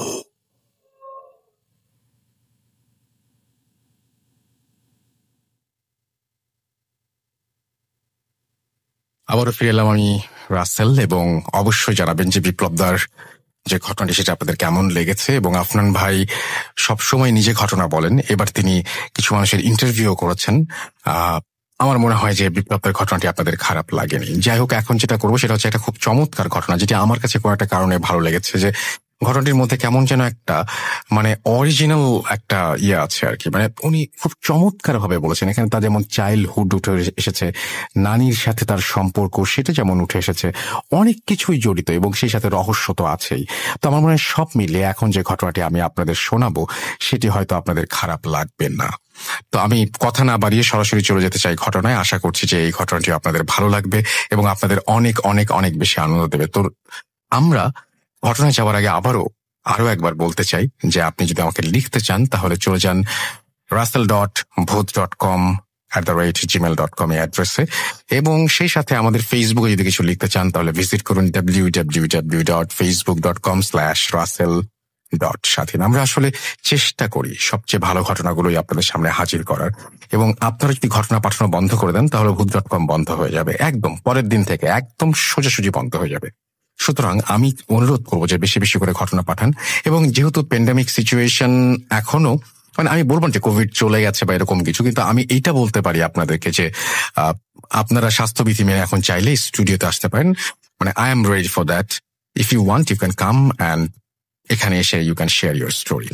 তো এটা আপনারা ভেবে দেখবেন। যদি আপনারা আসতে চান ডেফিনেটলি আপনারা সেটা মেনশন করবেন একদম মেইলের ফার্স্টেই, আপনার নাম, ঠিকানা এবং ফোন নাম্বার দেওয়ার পরে আপনি বলবেন যে আমি স্টুডিওতে এসে ঘটনাটি শেয়ার করতে চাই, বা একেবারে ফার্স্টে হেডলাইনেও দিতে পারেন যে আমি স্টুডিওতে এসে ঘটনাটি শেয়ার করতে চাই। এবং যারা স্টুডিওতে শেয়ার করবেন তারা অবশ্যই ফোন নাম্বার দিতে ভুলবেন না। আপনার ফোন নাম্বারটি নিয়ে আমরা যেটা করব, আপনাকে ফোন করব এবং আমাদের অ্যাড্রেস সম্পর্কে জানাবো, কিভাবে আমাদের সাথে যোগাযোগ করতে হবে সেটাও জানাবো, যাতে আপনারা খুব সহজেই এখানে এসে পৌঁছাতে পারেন এবং ঘটনাটি আপনারা আমাদের সাথে শেয়ার করতে পারেন। কোনো কথা না বাড়িয়ে আমরা চলে যাব সেই দাদির ঘটনায়। আশা করছি এই ঘটনাটি আপনাদের অসম্ভব ভালো লাগবে। চলুন শুনে আসি ঘটনাটি। আসসালামু আলাইকুম রাসেল ভাই, আশা করি ভালো আছেন। ভূত.com এর সকল শ্রোতাদের আমার শুভেচ্ছা। ভূত এফএম এবং ভূত.com এর শুরু থেকে আমি আসছি এখন পর্যন্ত। তো আমি সুমন, মালয়েশিয়া থেকে। আমার গ্রামের বাড়ি ব্রাউনবাড়িয়া। আজকে আমি যে ঘটনাটি বলবো, ঘটনাটি 2004 সালে ঘটে। আমার বয়স তখন 14 বছর। তো বলে রাখি, আমি নানার বাড়িতে ছোটবেলা লেখাপড়া করছি, নানার বাড়িতে ছিলাম।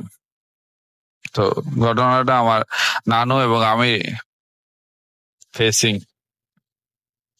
আমার নানু একজন ধার্মিক লোক ছিলেন এবং সামাজিক যে কোনো কাজে মানুষের উপকারে সবসময় নিজে মানে সার্ভ করতেন। যেমন আপনার থাকে না গ্রাম অঞ্চলে কিছু কিছু মানুষের বিপদে আগায় আসে, যেমন বিভিন্ন কাজে মহিলাদের সমস্যা, বাচ্চা কাচ্চার সমস্যা হইলে, কেউ ভয় পাইলে, বা কেউ পানিতে পড়লে, বা কেউ পেট ব্যথা, এইরকম বিভিন্ন রোগের চিকিৎসা করতেন নানু ন্যাচারালি গাছের লতা পাতা দিয়া। কিছু কিছু আবার ইসলামিক নীতিমালায় করতেন আর কি। তো আরেকটা কাজ করতেন নানু, সেটা হলো আপনার ডেলিভারি কাজটা নানু করতেন। এটা কোনো পেশা না, মূলত আপনার মানুষের উপকারের জন্য। তো আমার একজন মামা, আমি, নানা, নানি, মামানি, মোট 5 জনের ফ্যামিলি।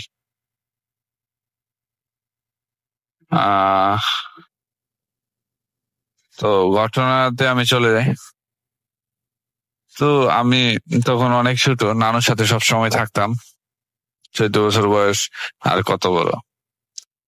তো একদিন হুট করে রাত্রে 1টা বাজে আপনার 2 জন মহিলা নানুকে ঘরে ডাকতে আসছে হারিকেন হাতে নিয়ে। তো নানু ঘুম থেকে উঠলো, উঠে দেখে যে প্রতিবেশী পাশে বলতে কি মোটামুটি একটু দূরের 2 জন মহিলা আসছে নানুকে নিয়ে যেতে। তো নানু একটা সিস্টেম ছিল কি, রাত্রেবেলা কোনো জায়গায় গেলে আমার সাথে নিয়ে যেত। তো আমার ঘুম থেকে তুলে, তো আমি ঘুম চোখে নানুর সাথে বুঝতেও পারতেছি না যে নানু কই নিয়ে যেতেছে। তো এরকম একটা পরিস্থিতিতে আমি নানুর সাথে যাই। তো অনেক রাত্রে হারিকেন নিয়ে যাই পাশের বাড়িতে, ডেলিভারি একটা প্রবলেম। তো নানু ডেলিভারি করায়। তো রাত্রে ওই রাতেই নানু ওইখানে থাকে। তো বাড়িতে আর বলা হয় না যে আমি ওই জায়গায় থাকবো। তো সকালবেলা আমি নানু ফ্রেশ হয়ে নাস্তা টাস্তা করে ওই বাড়ি থেকে আবার ব্যাক করি নানার বাড়িতে। তো ব্যাক করার পরে আমার মামা খুব রাগে। মামার অনেক আগে থেকেই বাধা যে এইসব কাজ না করার জন্য, কারণ নানু বয়স্ক মানুষ আর এগুলা অনেক রিস্কি, রাত বিরাতে কোনো টাইম টেবিল নাই। সেই কারণে আমার মামা খুব নানুর সাথে রাগারাগি করে, প্রচন্ড রাগারাগি করে। আমার মামা একটু অ্যাংরি টাইপের লোক। তো তো রাগারাগি করে, মূলত রাগারাগি করার মধ্যে ওই রাগের মানে পরিমাণ এত হয়ে যায় যে আমার উপরে ওই রাগটা ছাড়ে আর কি, আপনার আমাকে মারে, চর থাপড়া মারে, তুই গেলি কা, তুই না গেলে তো যাইতো না। তো যাই হোক, ওই দিন নানু রাগ করে, নানু খাওয়া দাওয়া বন্ধ করে দেয় যে ছেলে এত ইয়া করছে, নানুরে গালাগালি করছে। তো ওই দিন নানু কি করে, হুট করে ঘর থেকে বাইর হয়ে যায়। নানু প্রচন্ড রাগী মানুষ ছিল, তো বাইর হয়ে যায়, কাউকে বলে নাই দুপুরবেলা। তো মামা প্রাইমারি স্কুলে মাস্টার ছিলেন, তো উনি তো সকালবেলা চলে গেছে। তো বিকাল 5টার পরে আসছে মামা এসে বলতেছে যে তোর নানু কই? নানু দুপুরে কই জানি গেছে, আমি তো যাই না। তো মামা খুব রাগারাগি করে আমার বলে খুঁজতে, সবাই মিলা খুঁজে, কিন্তু রিলেটিভ যাদের বাড়িতে নানু যাইতো ওদের বাড়িতে নাই। আমিও খুঁজছি, দুপুর বেলায় খুঁজছি, কিন্তু নানুকে পাই নাই। তো অ্যাকচুয়ালি মন আমারও খারাপ, প্রচন্ড খারাপ, কারণ নানুর সারা এক মুহূর্ত আমার ভাল লাগতো না। তো যাই হোক, রাত হয়ে গেল, আপনার সবারই মন খারাপ যে নানু কই গেল কই গেল কই গেল। তখন মোবাইল ফোনটা ছিল কিছু মানুষের হাতে, কিন্তু আমার সামর্থ্য হয় না এরকম মোবাইল ফোন কিনা। মোবাইল ফোনটা রেগুলার হয়েছে 2006, আর ঘটনাটা করছে 2004। তো রাতটা খুবই কষ্টে কাটতেছে, সবাই খাওয়া দাওয়া মোটামুটি একটা কি বেতিকৃষ্ণ অবস্থা। কেউ মামারে ডাকতে গেলে মামা বলতেছে আমি খাবো না, নানারা বলতেছে আমি খাবো না। তো এরকম একটা পরিস্থিতি আর কি রাসেল ভাই। তো যাই হোক, আমি রাত্রে একটা নানুর একটা স্পেসিফিক জায়গা ছিল, ওই জায়গাটা শুধু আমি জানতাম, আর কেউ জানতো না, কারণ এই জায়গার মধ্যে নানু অনেক সময় জায়গা বসে থাকতো। তো আমি চিন্তা করলাম যে রাত্রে আমি ওই জায়গাটায় যাও, দেখবো যে নানু আছে কিনা। তো আমি জায়গাটার বিবরণ দিই আপনারে। জায়গাটা এমন একটা জায়গা, আমার নানুর বাড়ি থেকে আপনার একটু দূরে বলতে কি, মাঝখানে 2টা ক্ষেত আছে, তার উপরে একটা উঁচা ক্ষেতে ক্ষেতটার উপরে আপনার 2টা তাল গাছ, একটা বড়ই গাছ। তো বেশিরভাগ সময় নানুর মন খারাপ থাকলে বা নানু ওই জায়গায় মাছও ধরতো, পাশে একটা খাল আছে, মাছ ধরতো অনেক সময়, বা ওই জায়গাটা নানুর একটা মানে কমন জায়গা ছিল। আর দিনের বেলা তো ওই জায়গায় সার্চ করছি, মানে ওই জায়গায় পাই নাই। তো চিন্তা করলাম যে রাত্রেবেলা হয়তো নানু কোনো এক জায়গা থেকে আইসা ওই জায়গায় বসে থাকবো, বা আমি নানু ওই জায়গায় নিয়ে আসবো। তো কি হইলো, আমি তখন রাত 9টা কি 9:30 বা 10টা বাজে, এইরকম টাইমে আমি লুকায় গেছি মোটামুটি।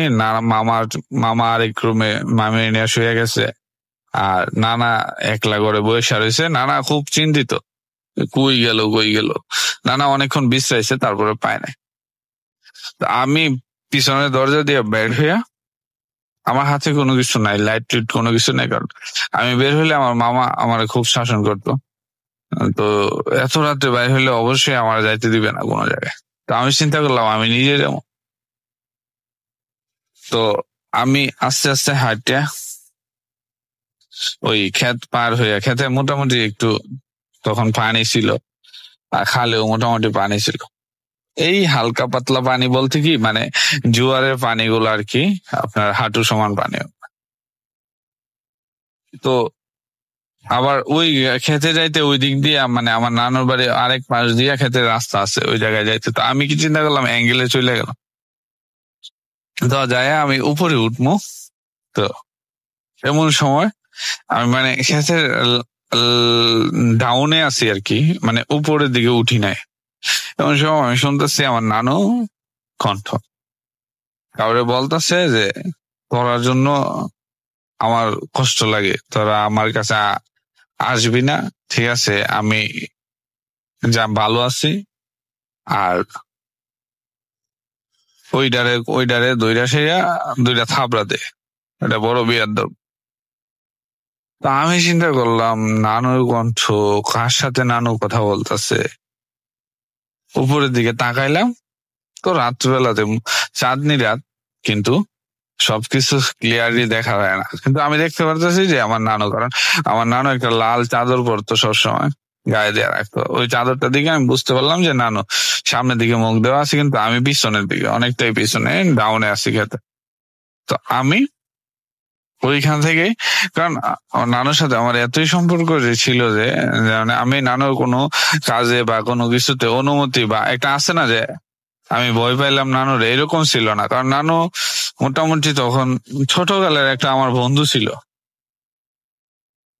তা আমি ডাক দিলাম, নানু তুমি এখানে কি করো? তো নানু পিছন থেকে আমার শব্দটা শুনতে পাইছে, ডাকটা শুনতে পাইছে। তো ডাকটা শুনতে পাই আমার দৌড় দিয়া, মানে মানে আপনার 20 হাত দূরত্ব, নানু এত স্পিডে আমার কাছে আইলো, আয়াসে আমার জড়ায় ধরে সেরা চাদরের ভিতরে মানে কইলো কথা কবি না, চুপ চুপ চুপ। তো নানু আবার ওই জায়গায় নিয়ে গেল। তো নিয়ে যাওয়ার ক্ষেত্রে আমি যা দেখলাম যে মানে চাঁদিন রাতে আমার এখনো বলতে গা শিরশির করতেছে। 4টা বিড়াল, 4টা বিড়াল, এবং বিড়ালগুলা খুব কালো, শুধু চোখগুলা লাইটিং করা, মানে একটা লাইট মারতেছে আর কি, বিড়ালের চোখ রাত্রেবেলা যেরকম হয় আর কি। তো একটা স্পেসিফিক রাউন্ডে এরা, মানে সেনাবাহিনী যেরকম আপনার দাঁড়া করে রাখে না অ্যাসেম্বলির সময়, এরকম একটা লাইনের মধ্যে 4টা বিড়াল দাঁড়ায় আছে, এবং কি সামনে অনেকগুলা খাবার, অনেকগুলা খাবার। তো নানু আমার এমন ভাবে জড়ায় ধইরা বসছে যে আমি মোটামুটি নানু কুলে বলতে গেলে একটা ঠ্যাঙের উপরে আমি বসে আছি। তো হালকা একটু শীত আছে, শীত শীত ভাব, চাঁদনি রাত, রাত্রেবেলা। তো আমার নানু বলতেছে তুই কোনো কথা বলবি না, কানে কানে বলছে আর কি, আর ভয় পাবি না। তো আমি দেখলাম মুহূর্তের মধ্যে 4টা বিড়াল নাই, মানে একটু চোখটা ঘুরাইতে দেখি বিড়াল গুলা আর নাই। মানে আমি একটু আবার তাকাইলাম যে এদিক দিয়ে যাইতেছে না, কোন দিক দিয়ে গেল এইগুলা। ছোট বয়স, বিড়ালের প্রতি খুব ইন্টারেস্টিং। তো নানু কইলো খাবি? আমি কই কি? কই যে দেখ খাবার, কত খাবার। আমি কই না আমি খাইছি, তুমি খাও, তুমি বাড়িতে চলো। আর বিড়ালি কই? আমি বিড়ালি ডাকবো, বিড়ালি আমি দেখাম। কালা বিড়াল আমি জীবনও দেখছি না, এমন কালা বিড়াল। তো নানু কইলো এই বিড়াল না, তুই এক কাজ কর, চল আমরা জায়গা। তো আমার কাছে এতই মানে আপনার একটা ইন্টারেস্টিং কাজ করতেছে, আমি বিড়াল গুলা দেখবই। আমার কাছে মনে হইলো কি, আমি ছোটবেলায় জিন ভূতের গল্প টল্প শুনতাম, তো আমি চিন্তা করলাম যে নানু মনে এরকম কোনো কাজ করে, বা নানু মনে জিনে মিনে ধরছে বা এরকম। আমায় কয় নানু আমি দেখবো বিড়াল গুলো আমার একটু দেখাও। ঠিক আছে ডাক দো, তুমি তো এতক্ষণ ছিল তোমার সাথে, তুমি এডিলেও কথা কইতেছো, বিড়ালের লোক কথা কইছো। কয় না না তুই চল চল। তো নানু খুব রাগ করলো, চিন্তা করলো আবার যে, তো আমি বেশিরভাগ সময় মন খারাপ করে ফেলাইলে হুট করে নানু আমার কাছে, আমি কোনো একটা জিনিস ডিমান্ড করলে নানু ওইটা প্রথম না করে তারপর আস্তে আস্তে মানে গইলা তারপরে আমার কয় যে না কর। তো আমি মনটা খারাপ করে ফেললাম। তো নানু কইলো আচ্ছা ঠিক আছে, তোরে বিড়াল দেখাবো না, তোরে কুকুর দেখাবো। আমি কি কুকুর দেখাইবা? আচ্ছা ঠিক আছে, বিড়াল দেখতাম না, কুত্তা দেয়া। তো নানু কইলো চুপ থাক, আমি এরারে ডাকি। তো নানু কি কি নাম ধরে 4টা নাম ধরে ডাক দিল, আমার এত এখনো মনে নাই নামগুলা। 4টা নাম ধরে ডাক দিল, আমি দেখলাম যে হুট করে আমার চোখের দিকে নানু হাতটা বুলে আসে, সামনে ছাড়ে দিল, দেখলাম আমি কুকুর 4টা। ও আল্লাহ! তো আমি তখন একটু ভয় পেলাম, কারণ কুকুর গুলা চোখ একদম লাল। আরে আজব তো। তো আমি তখন নানুরে কোনো কিছু বলতেছি না, আমি কি নানু চলো বাড়ি চলো, কারণ আমি কি কমু, আমি মানে যেগুলো দেখতেছি, একবার দেখলাম বিড়াল আইলো, বিড়াল চলে গেল, আবার কুকুর নানু ডাক দিয়া রইলো। তো এরপরে আমি নানু খুব ফোর্স করা শুরু করলাম, চলো চলো নানু আমি যাবো। নানু বলতেছে আমি কিছু খাইয়া দেই, খাইয়া সেরে আমি যাবো তোর সাথে। তো পরে আমি আর নানু চলে আসি, চলে ঘরে আসি পরে আমি আমার ভিতরে একটা কৌতূহল রয়ে গেল যে নানু এগুলা কিভাবে করলো, কোনো জাদু জানে না তো, আমার সন্দেহ হইলো মোটামুটি। তো আমি নানু হলে রাতে ঘরে ঢুকলাম, ঢুকে সেটা শুয়ে পড়লাম, না দেখলাম আইসা যে না সবাই ঘুমের মধ্যে দরজা খোলা। আমরা ঢুকলাম, ঢুকে সেটা শুইলাম। তো আমি শুয়ে নানুর বলতেছি, আসলে নানু তুমি আমার করতো যে এই ঘটনাটা আসলে কি, তুমি একবার ডাক দিলা বিলাই আইলো, বিড়ালের সাথে কথা বললা, আবার কুকুর আইলো, কুকুর তুমি নিয়ে আইলা ডাক দিয়া, মানে এটা কি? পরে আমার কাছে কয় না বলতেই রাজি না, আমার মানে যে কোনো একটা এক্সকিউজ দিয়ে আমার মানে মাইন্ডটা চেঞ্জ করতে চাইছে। তো এই গেল একদিন, আমার কাছে কৌতূহলটা রয়ে গেল। তো রাসেল ভাই, আপনার কিছুদিন পর, 15-16 দিন পর, আমার গ্রামের একটা বাৎসরিক একটা ওয়াজ মাহফিল আছে, অনেকটা মোটামুটি দূর, 1 কিলোমিটার দূর। তা আমরা ছোটবেলা সবাই ওয়াজ মাহফিলের প্রতি একটা ঝোঁক থাকে। তো বাৎসরিক ওয়াজ মাহফিল, তো আমার কিছু ফ্রেন্ড সার্কেল আসলো, আয়সা বললো যে চল মাহফিলে যাবো। ওকে ডান, চল মাহফিলে যাবো। তো আমরা মূলত 4 জন হইলাম। তো 4 জন হইয়া রওনা দিলাম মাহফিলে। তো মাহফিলে গেছি, ওয়াজ শুনলাম, তারপরে রাত্রে অনেক রাত হয়ে গেল, আমি বাড়ি থেকে বলেই গেছি অনেক রাত হয়ে গেল। তো আমি কি করলাম, আমি বললাম যে আমি চলে যাবো, আমার ভালো লাগতেছে না, আমার একটু ঘুমাই যাচ্ছে মাহফিলের মধ্যে। তো এরা 3 জন মধ্যে 2 জন গেছে, এক একজন পোলাপান মানুষ ঘুরতেছে, আমরা সবাই যার যার মধ্যে। তো আমার কাছে খুব খারাপ লাগতেছে, আমি চলে যাবো ছোটবেলা। তো আমি এরা বললাম আমি চলে যাবো, তোরা থাক। তো আমি মাহফিলে থেকে বের হয়ে যে রাস্তাটায় দাঁড়াইছি, ওই রাস্তা দিয়ে ওয়েট করতেছি যে আমাদের বাড়ির কাউরে পাওয়া যায় কিনা। যদি ওই রোয়ানা দেয় এদিক দিয়া, তাহলে আমি ওর পিছু ওর সাথে কথা বলতে বলতে চলে যাবো রাত্রে 12টা বাজে। তো আমি একটা লোককে পাইলাম। তো আমি জিজ্ঞেস করলাম যে আপনি কি বাড়ি যাবেন? বাড়িতে যাবো। তো